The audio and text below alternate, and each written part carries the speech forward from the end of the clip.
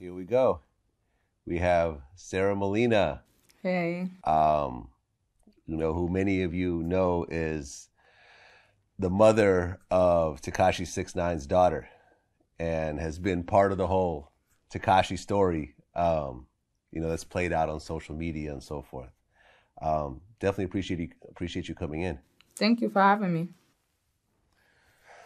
You're going through a very hard time right now, with Tekashi locked up, the rest of the label locked up as well. First and foremost, how are you doing right now?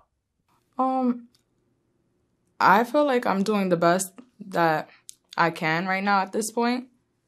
I'm holding up pretty well, a lot better than a lot of people think I am, actually. Okay. Your daughter's okay?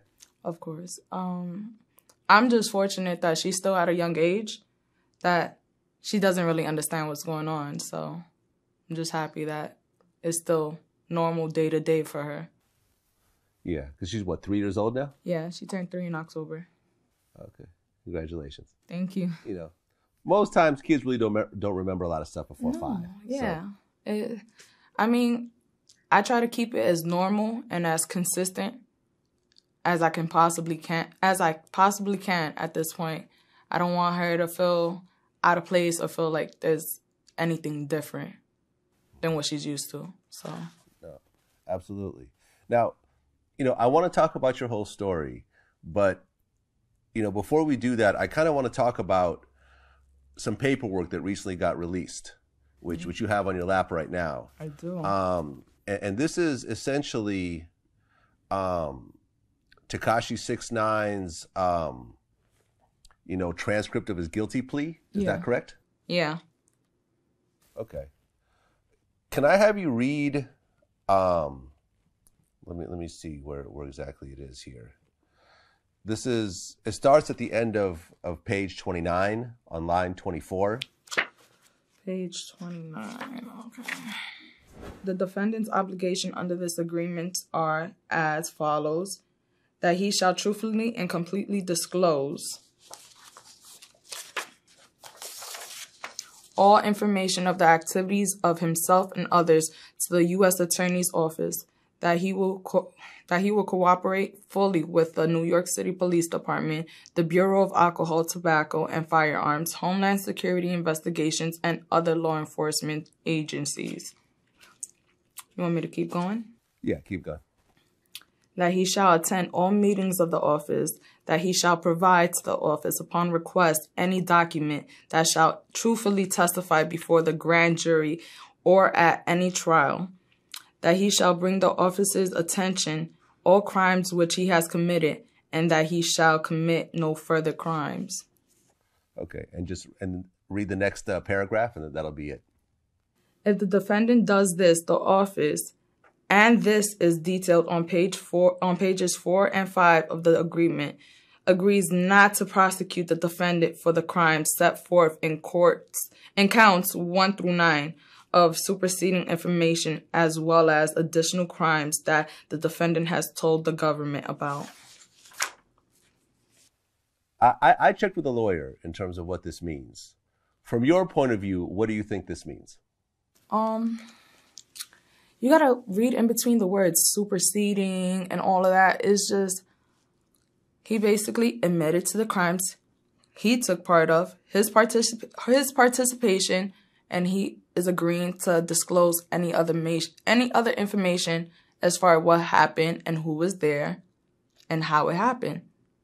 And step forth, since he has done that, as long as he does not get into any further criminal activity or crime, all 9 counts are out the window. Like, that's how I take it. Basically, we could read in between the lines what his agreement was. Yeah, I had our lawyer take a look at this. Yeah. And essentially what she's saying, which is kind of mind-blowing at this point, is that if he agrees to testify and work with, various law enforcement agencies to convict everybody who he got arrested with, they're going to drop all 9 charges and not prosecute, and he will walk away with no prison time at all. Yeah, he walks away. crazy, right? It's pretty crazy because he was facing a minimum of 47 years for those 9 counts. Yeah. I just think it's unbelievable. But in a sense, not so much. For people looking outside in, it's unbelievable. But, I mean, it's kind of what was expected. Well, the most unbelievable part on this, from my point of view, was that he actually admitted in the paperwork for putting a hit out on Chief Keef's people. And he identified... what was the guy's name? Kuda B. Yeah, Kuda B. And I mean, you see him in the TMZ video basically putting this alleged hit out, and he actually cooperated and said who was the shooter, and he's now testifying against the shooter for a hit that he put out himself and getting no jail time himself, while the shooter is probably going to be facing like 15 to life or something like that. Super fucked up. You know, Kuda B he has a whole song named after Kuda, you know? It wasn't just someone he didn't know, like a random person who'll just do it for money. If Kuda did do it, he did it off the strength of his relationship with my daughter's father. They were friends, you know? So that, to me, is pretty fucked up. You send someone to do something for you, and then when all hell breaks loose, you want to be like, oh, that person did it, even though they only did it off the strength of you asking them to. This doesn't make any sense to me. Like, how do you tell someone to go do something, they do it, and then you testify against them, and they go to prison, and you walk away? Like, it doesn't make sense. I know. You know, and honestly, like, you know, I'm kind of just outraged right now when I'm reading this. It really... A lot of people haven't taken the time to read this. I fully haven't gone through this. It's just, like, so much. I'm, like, mind blown to see all the shit that's on this paperwork.